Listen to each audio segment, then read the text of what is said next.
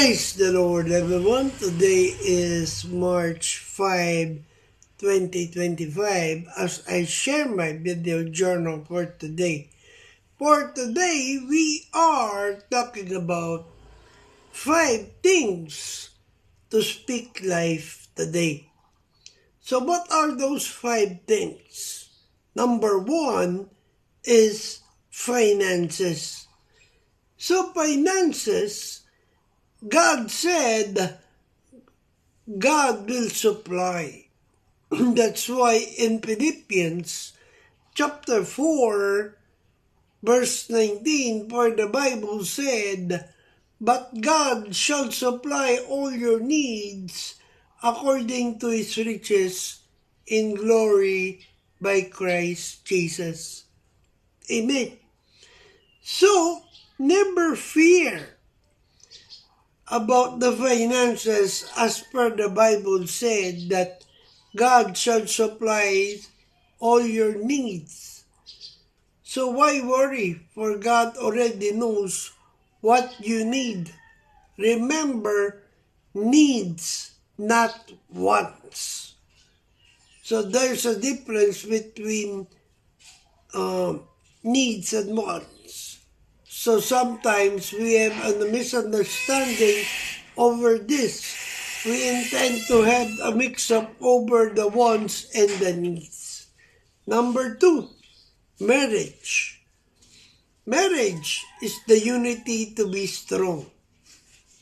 In Ephesians chapter 5 verse 25, for the Bible said, "Husbands, love your wives even as Christ also loved the church and gave himself for it." Amen. So husbands, love your wives and do not hurt them. Remember, God took them from Adam's ribs, which means we should treat them equally.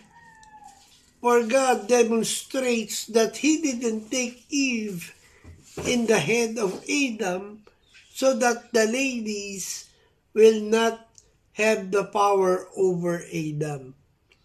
He didn't take Eve by the foot of Adam so that Adam could not just step over them, but instead in the ribs, in the middle, and close to the heart.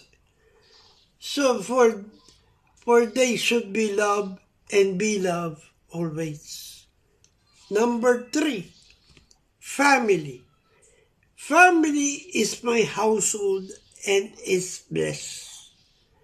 So in Joshua chapter 24 verse 15, for the Bible said, "And if it seem evil unto you, serve the Lord, choose you this day whom ye will serve, whether the gods which your fathers served that were on the other side of the flood, or the gods of the Amorite in whose land dwell, but as for me and my house, we will serve the Lord." Amen. So this verse, remember, reminds us, as for me and my house, we will serve the Lord. The Bible teaches that families are the central to God's plan, and they should be loving, supportive, and forgiving. That's why family life should have a built on biblical knowledge and good sense. It should have a place of love, support, discipline, and instruction. And there should be also a place of forgiveness, because family face suffering and sorrow when they disobey God. So that's why families should live in unity and in harmony. That's why a family that has faith and relationship with Jesus should take precedence over family relationships.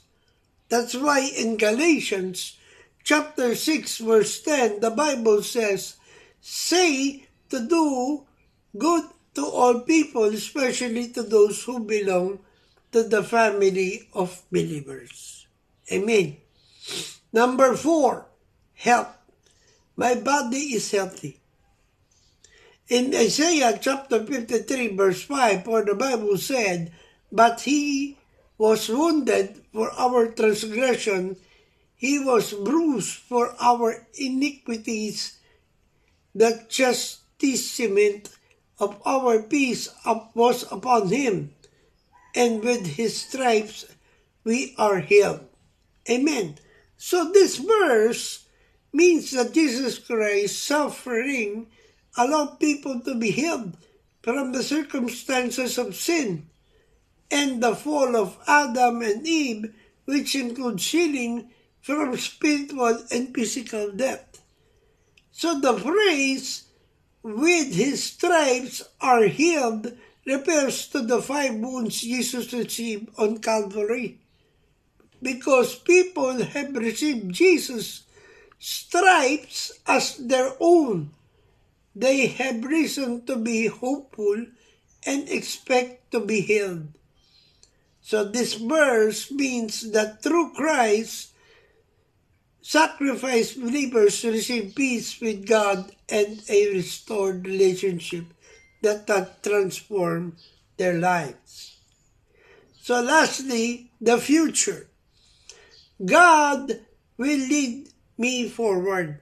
So as what Jeremiah 29 verse 11 says, "For I know the thoughts I think toward you, saith the Lord, thoughts of peace and not of evil, to give you an expected end."